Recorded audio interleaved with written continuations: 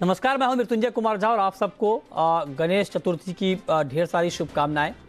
और आज हम आपके लिए एक बेहद खास शो लेकर आए हैं। खास शो इसलिए क्योंकि अब त्योहारों का सीजन शुरू हो चुका है और त्योहारों के दौरान गोल्ड की बात हम अक्सर करते हैं कि गोल्ड के दाम बढ़ेंगे घटेंगे, क्या होगा, इन्वेस्टमेंट कैसे करें। लेकिन आज हम आपको इन सबसे अलग एक नई बात बताएंगे। और नई बात ये कि ज्वेलरी जब आप खरीदने जाते हैं, निकलते हैं और ज्वेलर के यहाँ जाते हैं, तो आपको क्या क्या तैयारी करनी चाहिए, मतलब ज्वेलरी खरीद की पूरी ABCD आज की चर्चा में हम आपको बताने वाले हैं, ताकि इस शो को देखने के बाद जब आप ज्वेलरी खरीदने जाएं दुकानों में तो आपके मन में कोई कंफ्यूजन, कोई दुविधा ना हो। और आज की चर्चा में आपको ज्वेलरी खरीद की ABCD बताने के लिए 3 खास मेहमान जोड़ रहे हैं। हमारे साथ हैं कुमार जैन साहब, चेयरमैन हैं उम्मेदमल त्रिलोकचंद ज्वेलरी के, स्टूडियो में हमारे साथ मौजूद हैं। संयम मेहरा साहब हैं, वाइस चेयरमैन हैं जेम्स एंड ज्वेलरी काउंसिल के। और साथ ही हमारे साथ नितिन खंडेलवाल हैं, MD हैं खंडेलवाल ज्वेलर्स के। हमने 3 ज्वेलर को इसलिए रखा है क्योंकि डे टू डे कंज्यूमर से ये लोग इंटरेक्ट करते हैं, तो ये आपको ठीक तरीके से बता पाएंगे कि ज्वेलरी खरीदने में आपकी तैयारी कैसी होनी चाहिए। जो ये नहीं बताएंगे वो हम इनसे दोबारा पूछ लेंगे, आप चिंता ना करें, काउंटर क्वेश्चन कर लेंगे। मतलब ये कि हम आपकी पूरी प्लानिंग आज कराएंगे। तो चलिए शुरुआत जैन साहब आपसे। पहला सवाल तो आपसे यही कि त्योहारों का सीजन हम गणेश चतुर्थी के मौके पर बात कर रहे हैं, क्या सावधानी बरतनी चाहिए ज्वेलरी खरीदते वक्त? जैसे कि कल से गणेश चतुर्थी शुरू हो रही है और ऐसा मान्यता है कि भाई करे श्री गणेश और करे खरीदारी। और इस खरीदारी के दौर पर हम देख रहे हैं कि लोगों की, कस्टमरों की एक बहुत अच्छी सी डिमांड और बहुत अच्छी सी मांग इस फेस्टिव सीजन से शुरू हुई है। रक्षाबंधन से लेके हमने देखा कि लोगों की खरीदारी शुरू हो गई थी। छोटी छोटी आइटमें, डेफिनेटली आइटम लोग छोटी छोटी ले रहे हैं। वो आइटम मतलब 2 ग्राम, 5 ग्राम, 10 ग्राम पे रेंज में ले रहे हैं, लेकिन लोगों की भरमार ज़्यादा है। अब लोग जो 2 साल से कोविड में बैठे हुए थे, उनके दिमाग में आया कि नहीं, खरीदारी करके कुछ अपने आप को उस दुनिया से हटा के एक नई दुनिया में ले आए। तो ये सब महसूस कराने के लिए सबसे महत्वपूर्ण चीज है आप ज्वेलरी की खरीदारी करें और खरीदारी करके उसको पहने और पहनकर अपने आप और खुद को आनंदित करें। तो वही श्री गणेशाय, हमारे गणेश जी की कल से शुरुआत हो रही है। और इस ये देखते हुए आज भी हमारे यहाँ शोरूम से, मैं अब भी आया हूँ, रिटेल शोरूम में देख रहा हूँ हाँ, ठीक है कि एक अच्छी सी मांग आई है। अब मांग के साथ साथ हमारे कस्टमर को क्या सावधानी बरतनी है, वो महत्वपूर्ण सवाल है। तो अब सरकार ने, BIS ने, ब्यूरो ऑफ इंडियन स्टैंडर्ड ने होल मार्किंग की जो सुविधा की है, डेफिनेटली इससे 2 साल 3 साल, हम तो 15-16 साल से होल मार्किंग कर रहे हैं भी। और भी शोरूमों में जो कंपल्सन आया है और लोगों ने 2-3 साल में काफी अपने स्टॉक चेंज भी किए हैं। और लोग मार्किंग, कस्टमर जो आ रहा है वो भी पहले सबसे यही सवाल करता है, क्या आप के दुकान में होल मार्किंग की ज्वेलरी है? और अब बोर्ड भी लगा के रखते हैं हम लोग BIS का रिटेल शोरूमों में, जो कंपल्सन है। और भी कई भी कारण है जो जिसकी वजह से कस्टमर अब अवेयर हो गया है। और डेफिनेटली आने के पहले ही उसके सबसे सवाल रहते हैं कि भाई होल मार्किंग है कि नहीं है। उसके बाद ही वो पसंद करता है, उसके बाद खरीदारी करता है, भाव करता है, मजूरी देता है। ठीक है, ओके। तो आप ये कह रहे हैं, एक बात जो आपने कही कि हॉल मार्किंग का काम तेजी से बढ़ रहा है, तो हॉलमार्क ज्वेलरी लें, ये तो हम बार बार बता भी रहे हैं। लेकिन अब संयम जी, मैं आपसे ये जानना चाहता हूं कि आप जरा हमें ये बताएं कि एक एक करके हम जानना चाहते हैं, जब कस्टमर दुकान पर जाए तो ज्वेलरी खरीदने के लिए, तो पहला सवाल ज्वेलर से क्या पूछना चाहिए? देखिए, पहले तो हॉल मार्किंग देखना चाहिए। हॉल मार्किंग देखने के बाद गोल्ड रेट जो है वो पता करना चाहिए। उसके बाद लेबर पता करना चाहिए। सबसे महत्वपूर्ण है डिजाइनिंग भी ज्वेलरी की। आज के तारीख में लोगों ने काफी अच्छी डिजाइनर ज्वेलरी रखी हुई है। लगता है हमारा संपर्क उनसे। हेलो, आवाज आ रही है? हाँ, आ रही है सर, आप बोलें। अच्छा, लोग पहले एक कस्टमर को हॉलमार्क देखना चाहिए अपने माल के ऊपर। हॉलमार्क के बाद गोल्ड रेट पता करना चाहिए, लेबर पता करना चाहिए। लेबर के बाद डिजाइनिंग, जो डिजाइनिंग के ऊपर भी काफी ध्यान देना चाहिए कि कौन से नए नए डिजाइन आए, light weight rose gold jewellery आई है, हैवी वेट उनको शादी की ज्वेलरी चाहिए, वो देखना चाहिए। तो किस तरीके से एक रिटेलर अपना माल दिखाता है, किस तरीके से आपको बताता है और क्या लेबर लगाता है, ये सब चीजें बहुत इंपॉर्टेंट है। और जो गोल्ड रेट है उसके ऊपर भी जो आ रहा है एमसीएक्स, उसके ऊपर भी 3 to 4% के मार्जिन एक रखता है रिटेलर।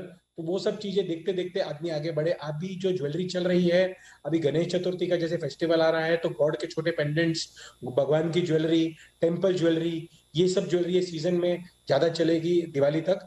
तो मुझे लगता है कि एक बहुत परफेक्ट टाइम है बाइंग का। गोल्ड रेट अभी नीचे आए हुए हैं 50,800 के आसपास जैसे एमसीएक्स चल रहा है, कि 1734 के आसपास कॉमेक्स चल रहा है। तो ये करेक्ट टाइम है बाइंग करने का। श्राद्धों में 10 से लेके 25 तारीख के बीच में जब श्राद्ध होते हैं, तभी कस्टमर सोचता है कि ज्वेलरी कम खरीदे। लेकिन देखा गया है कि बहुत सालों से वो टाइम पर गोल्ड रेट्स नीचे आए हैं। अगर नीचे वो टाइम पर रेट्स आ जाते हैं तो अपनी बुकिंग करवा के फिर नवरात्रे के टाइम 26 तारीख से ज्वेलरी बराबर खरीदे। बीच में काफी एग्जीबिशंस भी आ रही हैं जिसके अंदर रिटेलर अपना होलसेलर मैन्युफैक्चरर से अपने ज्वेलरी को अपग्रेड कर सकता है, अपने डिजाइनिंग को अपग्रेड कर सकता है आने वाले सीजन के लिए। ठीक है, ठीक है। तो ये आपकी राय है, लेकिन अब नितिन जी आप बताइए सर, क्योंकि आप डे टू डे में कस्टमर से डील करते हैं, आप बताइए सर कि 5 ऐसे सवाल, अगर मैं ज्वेलरी खरीदने जाता हूं किसी ज्वेलर की दुकान पे, तो 5 ऐसे सवाल जो मुझे पूछने चाहिए ज्वेलर से और उसके बाद ज्वेलरी खरीदनी चाहिए, क्या होने चाहिए वो 5 सवाल? जैसा कि कुमार भाई ने बताया, सबसे पहला तो ज्वेलरी हॉलमार्क है क्या, HUID है क्या, ये पहला सवाल पूछना चाहिए। ठीक है। सेकंड, उन्होंने इसकी रीसेल, एक्सचेंज और आफ्टर सेल सर्विस क्या क्या गारंटी वो ज्वेलर्स दे रहा है, और ये जो गारंटी वो दे रहा है उसका रेपुटेशन क्या है। और एक और चीज महत्वपूर्ण मैं बताना चाहता हूँ कि मैक्सिमम जगह ये देखने में आया है कि ज्वेलर्स अपनी जो गारंटी देता है वो फुलफिल भी करता है, लेकिन वो ज्वेलरी अगर हम और कोई हिंदुस्तान में किसी और ज्वेलर्स के ले जाते हैं तो वहां थोड़ी दिक्कत आती है। तो हमको ये जवाबदारी देनी पड़ेगी कि किसी भी जगह पे अगर वो जाती है तो 916 का 916 और 22 कैरेट और 18 कैरेट का 75% उसकी बराबर है। तीसरा सबसे इंपॉर्टेंट है कि जो स्टोन उसमें लगे हैं वो प्रेशियस है, नॉन प्रेशियस है, उसकी रीसेल वैल्यू है या नहीं है, उसके जो वेट है वो प्रॉपर डिडक्ट हुए या नहीं हुए है, जो भी वेट के अंदर है, या अगर वो वेट में है तो भी कोई दिक्कत नहीं। काफी सारे ऐसे स्टोन होते हैं जो वेट में से डिडक्ट नहीं होते हैं, वो प्रेशियस होते हैं, उसका फिटिंग चार्जेस ज्यादा होती है, तो वो भी, लेकिन वो समझ के करे। एक और चीज है कि इसकी जब रीसेल करते समय जो प्रॉमिस उन्होंने किया है उसके लिए बिल लेना बहुत जरूरी है। काफी लोग जो है मैंने देखा है कि जीएसटी के बाद में आते हैं और पूछते हैं कि बिल नहीं लिया तो, और बिल लिया तो क्या भाव रहेगा। हम all India gem jewellery domestic council शुरू दिन से सबसे कहते आ रहे हैं कि 1 ग्राम भी सोना बिगर बिल का ना लीजिए ना बेचिए। तो सबसे ये 5 इंपॉर्टेंट चीजें हैं जिसमें होल मार्किंग है, सेल रीसेल है, आफ्टर सेल सर्विस है, स्टोन और जो अदर वैल्यू उसका डिडक्शन है, और सबसे इंपॉर्टेंट है कि बिल आपको मिल रहा है नहीं मिल रहा है, बिल प्रॉपर कंप्यूटराइज है, 10 साल 12 साल तक के वो शोरूम वाला संभाल के रख रहा है। ये सारी चीजें हम लोगों ने देखनी चाहिए। ठीक है, ये बहुत महत्वपूर्ण बात आपने बताई कि 5 ऐसे सवाल कौन कौन से पूछने चाहिए ज्वेलर से जब आप ज्वेलरी खरीदने जाते हैं। तो अब कुमार जी एक बात आप बताइए सर कि जब ज्वेलरी लोग खरीदने जाते हैं, एक तो आप लोगों ने बताया कि हॉलमार्क कैसे पहचानें, क्योंकि कई बार हम बताते तो हैं कि हाँ हॉलमार्क की, बहुत कई बार समझ में नहीं आता कि छोटी सी ज्वेलरी मान लीजिए रिंग है, उसमें कहाँ पर देखें क्या निशान है हॉलमार्क का नहीं है, उसको जरा बताइए आसान तरीके से कैसे समझा जाए कि हाँ ये ज्वेलरी हॉलमार्क है और इसमें HUID है। बिल्कुल। एक तो प्रैक्टिस अभी सब ज्वेलरी शोरूम में हो गई कि एक बड़ा जो ग्लास रहता है वो ग्लास रखा ही रहता है, क्योंकि कस्टमर जो आ रहा है 99% कस्टमर आ रहा है वो माल लेते समय वो पूछता ही है, और नहीं पूछेगा तो अपने सेल्फ से देखता है कि भाई हॉल मार्किंग के जो मार्क है, जैसे ट्रायंगल है, जैसे प्योरिटी है, 916 है, 18 कैरेट है, या अदर प्योरिटीज है, वो प्योरिटी भी चेक करता है। और उसके साथ साथ जिस शोरूम से वो ले रहा है उस शोरूम का स्टैंप, जैसे मेरा शोरूम है तो उमेदमल त्रिलोकचंद जवेरी, तो UTZ हम स्टैंपिंग करते हैं, तो स्टैंप लगा हुआ कि नहीं लगा हुआ। तो इस तरह से 4 से 5 जो मार्क लगे रहते हैं। कई बार ये होता है जैसे मान लीजिए आपका UTZ का लगा हुआ है, बिल्कुल, तो कई बार ज्वेलर कहते हैं कि नहीं UTZ का है अगर तो हॉलमार्क नहीं भी है तो चलेगा, ऐसा होता है क्या? नहीं, ऐसा नहीं होता। अब कस्टमर एकदम मेंटली प्रिपेयर्ड है और आते ही सबसे पहले आपकी ब्रांडिंग भी और हॉलमार्क भी, दोनों चीजें। खुद की ब्रांडिंग हॉलमार्किंग के साथ देखता ही देखता है वो। तो विश्वास करता है कि नहीं, हमको हॉलमार्किंग में भी नहीं विश्वास है, आपका स्टैंप है कि नहीं है। अच्छा, कल आपका स्टैंप रहेगा तो आप जवाब दोगे। ठीक है। और वो भी एक बराबर है कि भाई दुकान का खुद का जब स्टैंप रहता, हम भी सदियों से चल रहे हैं। मैं जिस शोरूम पे बैठता हूँ 1925 से, और तब से उसके बाद तब से कई सालों से, मतलब मैंने जब आते हुए देखा, मेरे को भी 40-45 साल हो गए शोरूम पे, और मैंने आते हुए देखा कि नहीं, हम UTZ का स्टैम्प तब भी लगा रहे थे, और आज भी कस्टमर पुराना लेके आता है, बस वही बात करता है कि आपका UTZ का स्टैंप है, इसमें 2218, 2220, 22 KDM, 916 KDM और अब हॉल मार्किंग आया। तो जिस प्योरिटी से हम माल बेचते थे उस प्योरिटी से वो हमारे पास जवाब मांगता है। अब कस्टमर बिल्कुल बहुत होशियार हो गया है, बहुत समझदार हो गया, और बड़ी खुशी होती है।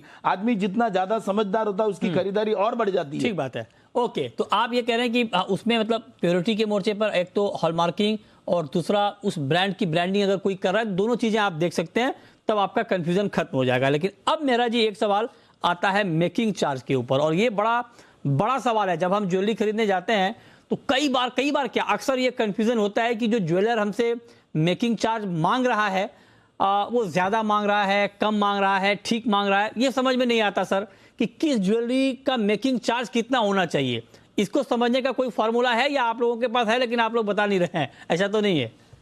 नहीं, ऐसा कुछ नहीं है मृत्युंजय जी। सबके प्रोडक्ट के अलग अलग वेस्टेज होते हैं। चेन की अलग होती है, बैंगल की अलग होती है, हाँ। एंटीक ज्वेलरी की अलग होती है। 350 रुपए से लेके, या कुछ आइटम की 200 रुपए से लेके 650-700 रुपए तक की मेकिंग होती है। तो ये डिफरेंट मेकिंग हर प्रोडक्ट की अलग होती है, और उसी हिसाब से ही हर एक रिटेलर। सर लेकिन रुपए में कहाँ, वो तो परसेंटेज कैलकुलेट करते हैं कि इस पे 10% है मेकिंग चार्ज, इस पर 15% है, ऐसा है, या 20% है। अगर 10% गिनोगे तो 10% को मल्टीप्लाई करोगे 50 रुपए से, तो 500 रुपया हो गई मेकिंग। तो जितना पर एक परसेंटेज होता है 50 रुपीज के करीब, तो परसेंटेज को मल्टीप्लाई करोगे रुपीज से, तो ही 500 रुपया करके उसके बाद मल्टीप्लाई बाय ग्राम होएगा, फिर उसका पैसा बनेगा। तो इस तरीके से होता है मेकिंग का पूरा सेटअप। अभी आने वाले दिनों के अंदर जो रिटेल शोरूम्स है काफी डिस्काउंट स्कीम के साथ भी आएंगे, नवरात्रि में भी डिस्काउंट स्कीम के साथ बाहर आएंगे।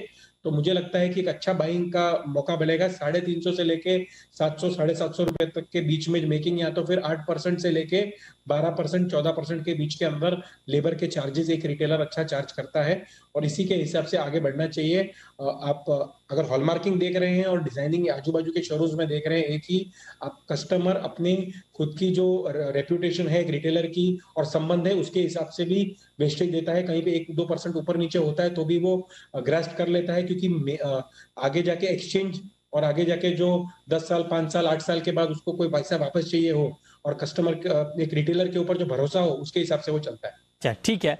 अब तो आपने ये कहा कि अलग अलग रेंज का मेकिंग चार्ज होता है, लेकिन खंडेलवाल जी आप तो जूझते हैं सर रोज कस्टमर से, आप बताइए कि मेकिंग चार्ज में कितनी गुंजाइश होती है सर मोल भाव करने की, बार्गेन करने की? मान लीजिए कोई 10% मांग रहा है तो मुझे कितना बोलना चाहिए? 2%, 3%, 1%, कितना बोलना चाहिए? पहले तो मैं बार्गेन के बिल्कुल ही फेवर में नहीं। जो रेपुटेड शॉप होती है या फिर जिनका ऑर्गेनाइज प्लेयर है, उनका सारा कंप्यूटराइज बिलिंग होता है, कंप्यूटराइज सारी चीज, वो चल के सामने से जो डिस्काउंट दे, या फिर जो अपने पॉलिसी के तहत लाए कि भाई दिवाली है, दसरा है, मैं इस समय डिस्काउंट दे रहा हूँ, अदरवाइज इसमें बार्गेन की गुंजाइश नहीं होती। और मैंने आपने जो सवाल संयम से पूछा, वो तो होलसेलर और मैन्युफैक्चरर है। मैं रिटेलर्स करके आपको बताना चाहूंगा कि मेकिंग चार्जेस पे गवर्नमेंट की मीटिंग में बात निकली थी कि अलग अलग ज्वेलर्स की अलग अलग मेकिंग होती है, अलग अलग लोगों के अलग अलग रेट है, वो एक जैसे होना चाहिए। और गवर्नमेंट ने हमारे सामने मंशा भी जाहिर करी थी। उसी समय मैंने उनसे सवाल पूछा था कि सर इस हिसाब से तो चाय सब जगह एक ही रेट में मिलना चाहिए, चाहे वो छोटी दुकान हो या फिर 5 स्टार हो, या सारे डॉक्टरों ने एक ही रेट लेना चाहिए, सारे लॉयर ने एक रेट लेना चाहिए? ये हो नहीं सकता है। मेकिंग इसलिए डिफर होती है कि कितनी वेराइटी है, कितना स्टॉक है, कितनी आफ्टर सेल सर्विस है, शोरूम का मेंटेनेंस कितना है, वो पैकिंग मटेरियल कौन सा उसके अंदर दे रहा है। और एक ही डिजाइन के अंदर अगर 10 कारागिर से लेते हैं तो 10 की 10 फिनिशिंग आती है। मैन्युफैक्चरिंग के तरीके अलग होते हैं, कौन से मशीन से बना है, कितनी घसाई उसमें की है, उसको मैन्युफैक्चर में कितना लॉस आया है। एक बात निश्चित है मृत्युंजय जी, अगर आप मेकिंग कम लेंगे तो आप सर्वाइव नहीं होंगे, और ज्यादा लेंगे तो कस्टमर नहीं आएंगे। तो जो आदमी रीजनेबल लेता है, कस्टमर जैसा बताया संयम ने भी और कुमार भाई ने भी, कस्टमर बहुत समझदार हो गया है, कस्टमर बहुत ज्यादा जिज्ञासु हो गया है। वो खुद डिसाइड कर लेता है कि मुझे सस्ती मेकिंग लेना है या मीडियम मेकिंग लेना है या ज्यादा मेकिंग में जाना है, क्योंकि उसको वहां की सर्विस, वेराइटी, क्वालिटी, अटेंडेंस, बहुत सारे पैरामीटर्स होते हैं, वो सारे मद्देनजर रख के वो अपना डिसाइड करता है कहां से लेना है। इसलिए कोई भी मेकिंग फिक्स नहीं होती है। 3% से लेके तो 30% तक की मेकिंग होती है। तो ये आप हालांकि कह रहे हैं कि आप बार्गेन के खिलाफ हैं, लेकिन जब तक कोई कस्टमर ठीक से मोल भाव ना करे उनको संतुष्टि नहीं मिलती है। अब कुमार भाई बहुत ईमानदारी से एक सवाल का जवाब सर आप दीजिए। ये हर कस्टमर के मन में होता है ये सवाल। कई बार ये होता है कि जब हम जाते हैं ज्वेलरी की दुकानों पे, हमने कहा कि मेकिंग चार्ज में छूट कर दो आप, या कुछ प्राइस कम कर दो, तो कई बार ज्वेलर कर देते हैं, बोलते हैं ठीक है आपसे कोई मेकिंग चार्ज नहीं ले रहा हूँ, आपको प्राइस भी कम दे रहा हूँ। ये कैसे होता है सर? उसके पीछे क्या फार्मूला है? कहीं कुछ इधर से माफ करके उधर से लेने वाला हिसाब किताब तो नहीं है? इसमें ज्वेलरी जो है बेसिकली 2 टाइप की ज्वेलरी रहती है। एक ज्वेलरी रहती है प्लेन गोल्ड और दूसरी ज्वेलरी रहती है स्टडेड। अब जहां तक प्लेन गोल्ड का सवाल है, उसमें कॉस्टिंग कम आती है। कम आने की वजह से उसमें, जैसे कि संयम भैया ने कहा कि 350 से शुरू होती है और 550-600 तक खत्म हो जाती है। और जहां तक स्टडेड ज्वेलरी का सवाल है, जिसमें कुंदन, विलंदी, माणिक, मोती और स्टोन, अमेरिकन डायमंड, ये ज्वेलरी 500-550 से शुरू होती है और 1000 से 1200 तक जाती है। और वेस्टेज की बात कही, वेस्टेज का जो मुंबई में प्रचलन नहीं है, अब डेफिनेटली गांवों में या इंटीरियर में या दिल्ली में, हैदराबाद सिटी में, वहां पे इसका प्रचलन है। मुंबई में वेस्टेज का प्रचलन नहीं है। मुंबई में सीधा क्या भाव है सोने का और क्या मजूरी है, एक सिंपल लॉजिक है। और प्लेन गोल्ड रहेगा तो उसका 350 से 550 चलता है, और स्टडेड ज्वेलरी जो रहती है वो 650 से 1000-1200 रुपए तक भी चलती है। तो ये लॉजिक है और कस्टमर प्रिपेयर्ड होके आता है। आज की तारीख में आप जाओगे बड़े बड़े शोरूमों में, कहीं पे भी जाओगे, आपको 850-900 से शुरू करते हैं। हाँ, थोड़ा एक ग्राहक की टेंडेंसी है कि वो कुछ डिस्काउंट चाहता है, वो मेंटली प्रिपेयर्ड रहता है, 2-3 जगह घूम के आता है, मजूरी के लिए वो सब समझ के आता है, और फिर अच्छी डिजाइन देख के और गुडविल देख के दुकान की, वहां वो अपने आप को मेंटली सेटल करता है कि चलो मैं 25-50-100 रुपया ज्यादा दे रहा हूं, लेकिन चीज अच्छी मेरे घर में आएगी। वो विश्वास से वो लेके जाता है। ओके, हमारी कोशिश ये है कि आज के इस कार्यक्रम के जरिए हम आपको बता पाएं कि आप ज्वेलरी खरीदते वक्त किन किन बातों का ध्यान रखें और कैसे आप एक स्मार्ट बायर बने जब आप ज्वेलरी खरीदने जाएं। तो अब संयम जी एक बार बताइए सर कि जो अभी कुमार जी ने कहा कि प्लेन ज्वेलरी पर मेकिंग चार्ज कम होता है, प्लेन गोल्ड पर, ये कैसे पहचानेंगे? जब मैं खरीदने जाऊं पता चला गोल्ड प्लेन है लेकिन ज्वेलर हमसे प्रीमियम गोल्ड का चार्ज कर रहा है, इसको पकड़ने का कोई तरीका? देखिए, प्लेन गोल्ड ज्वेलरी यानी कि उसके ऊपर कोई स्टोन नहीं है, उसके ऊपर कोई डायमंड नहीं है, कोई और धातु नहीं लगा हुआ है, कोई मीना नहीं है, उसको बोलते हैं प्लेन ज्वेलरी। और स्टडेड ज्वेलरी हो गई जिसके अंदर फैंसी मीना का काम किया हुआ है, स्टोन का काम किया हुआ है, और कोई डिजाइन आइवरी कुछ डाला हुआ है, तो हो गई स्टडेड ज्वेलरी। तो स्टडीड ज्वेलरी के अंदर गोल्ड के अलावा बाकी सब धातु भी अंदर डालेंगे, तो उसके अंदर काफी टाइम लगता है बनने में। 1.5 महीने से लेके 1 महीने से लेके 2.5 महीने तक वो ज्वेलरी बनने में टाइम लगता है। कारीगर जैसे एक पेंटर पेंट करता है, वैसे ही कारीगर पूरा 2-2.5 महीने लगा के मान लिया एक ज्वेलरी एक पीस ऑफ सेट बनाता है, जिसके वजह से उसकी मेकिंग हायर होती है, 850 से लेके 1200 के करीब होती है। और जो प्लेन होती है वो 15 डेज से 20 डेज के अंदर बन जाता है माल, इसके लिए उसकी मेकिंग कम होती है। उसके अंदर कोई और हिडन कॉस्ट नहीं होता है, कोई तकलीफ नहीं होती है। तो इसके हिसाब से वो जो प्रोडक्ट्स हैं उसकी मेकिंग लॉजिकल और लो होती है, और बाकी दूसरे की हायर होती है। दोनों के कस्टमर अलग अलग हैं। जो अपनी शादी के अंदर पहनते हैं, कुंदन ज्वेलरी हो गई, स्टोन की ज्वेलरी हो गई, लोग शौकीन होते हैं स्टडेड ज्वेलरी पहनने के। ड्रेसेस होती हैं, जो साड़ी होती है उसके ऊपर अलग स्टडेड ज्वेलरी चलती है। जो डेली वेयर होती है उसके अंदर चेन चलेगी, छोटा पेंडेंट चलेगा गोल्ड का, वो नॉर्मल ज्वेलरी होती है, येलो गोल्ड ज्वेलरी होती है। तो सबके अलग अलग टेस्ट के हिसाब से मेकिंग होती है। जो अपने जेब से जितना शेयर आउट करेगा उसके हिसाब से वही डिजाइन उसको मिलेंगे। तो उस हिसाब से दोनों चीजों के अंदर चेंजेस होते हैं। और एक कारीगर इतने टाइम लेकर, इतना समय लेकर माल बनाता है, एक रिटेलर इतना पारखी से माल देखता है, वो उसके अपने अपने चार्जेस के हिसाब से अपनी अपनी लेबर चार्जेस लगाते हैं लोग, जो कस्टमर भी ये आपने कारीगर की तारीफ की, लेबर की तारीफ की, वाकई मेहनत करते हैं, उनकी तारीफ होनी चाहिए। कस्टमर की भी तारीफ है कि वो भी बहुत मेहनत से पैसा लेकर आपकी दुकान पे आते हैं ज्वेलरी खरीदने के लिए। कस्टमर घंटों लगाता है, फिर माल को सेलेक्ट करता है। हाँ बिल्कुल ठीक। अच्छा संयम जी, बड़ा ईमानदारी से एक बात अगर आप बता पाए, हालांकि कोई ज्वेलर बताता नहीं है ये, फिर भी मैं पूछ रहा हूँ, कितना मार्जिन होता होगा सर? एक मान लीजिए अगर मोटा मोटी एक प्लेन ज्वेलरी की बात करें, अगर मान लीजिए 50,000 की कोई ज्वेलरी है और प्लेन ज्वेलरी मान लीजिए है, कितना मार्जिन आप लोगों का होता है सर? ये बात ठीक है कि आप नहीं बताएंगे साफ साफ, फिर भी मैं पूछ रहा हूँ आपसे, कितना मार्जिन होता है आप लोगों? देखिए, परसेंटेज सब जैसे नितिन भाई ने बताया अपने अपने हिसाब से कोई लगाता है, लेकिन अगर आप बुक्स के अंदर नेट प्रॉफिट देखेंगे तो हार्डली 1 और 2% ईयर के अंदर एक रिटेलर को बचता है। क्या बात कर रहे हैं? जब अपने सारे खर्चे निकालेगा। अच्छा, तो बहुत कम है सर। देखो आज मीडिया, आप लोग बताओ, आप लोगों के मीडिया के एक्सपेंडिचर, होर्डिंग के एक्सपेंडिचर, दुकान के अंदर कवर पैकिंग के एक्सपेंडिचर, इतने एक्सपेंसेस लेकर आज की तारीख में रिटेलर चल रहा है कि साल के अंदर अगर टर्नओवर जितना देखता है, टर्नओवर के सामने उसका मार्जिन बहुत लो हो जाता है, क्योंकि कंपटीशन इतना हो गया है।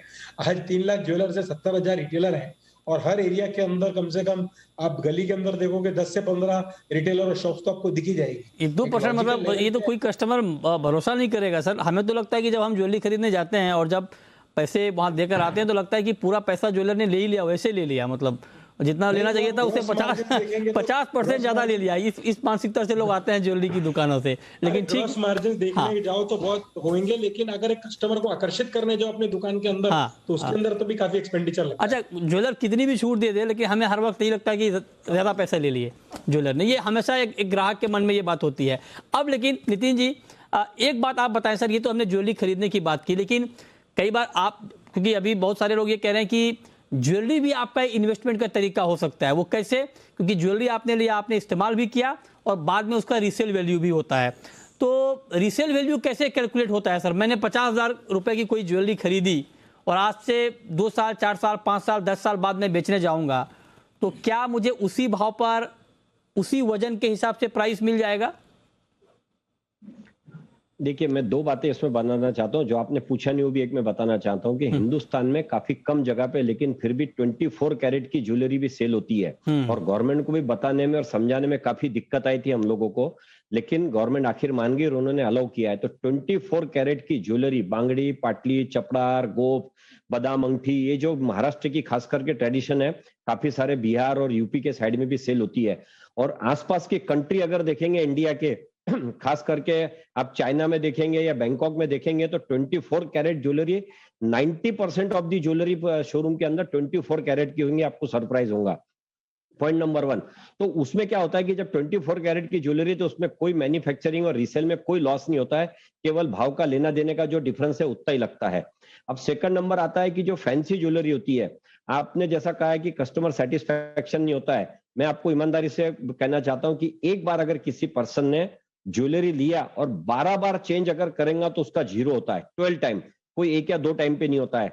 जो 7 से 10% मैन्युफैक्चरिंग कॉस्ट होती है या मैन्युफैक्चरिंग लॉस होता है, वो हर बार लेना होता है और और को बेयर करना होता है। चाहे ज्वेलर्स दे तो कस्टमर से रिकवर करता है। तो 12 बार अगर कोई ज्वेलरी आप एक्सचेंज करते हैं मोटा मोटी, तो आपका 0 हो जाता है। इसलिए आप, और लाइफ के अंदर आप 3 से 4 बार से ज्यादा बदलते नहीं है, तो आपको 25% का मोटा मोटी 4 बार बदलने में नुकसान होता है।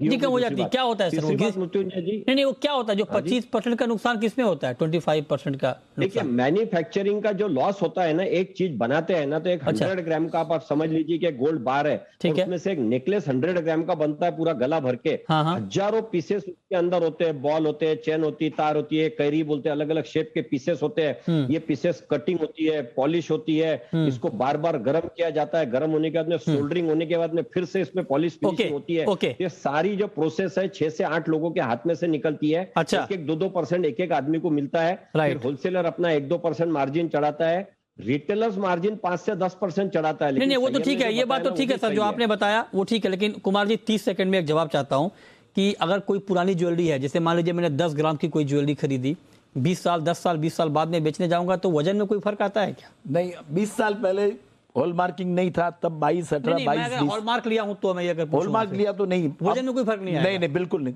जो रेट है 22 कैरेट है, 916 है, आप उस दिन के भाव से 916 मल्टीप्लाई करके वेट जो भी आ रहा, वेट का मल्टीप्लाई करके नहीं होता उसमें? नहीं, उसमें बिल्कुल नहीं होता। बिल्कुल। अच्छा, ठीक है, चलिए, बहुत शुक्रिया कुमार जी आपका, संयम जी आपका, नितिन जी आपका, हमारे साथ इस खास चर्चा में जुड़ने के लिए और डिटेल में हमारे दर्शकों को ये बताने के लिए कि ज्वेलरी शॉपिंग की प्लानिंग कैसे करनी चाहिए।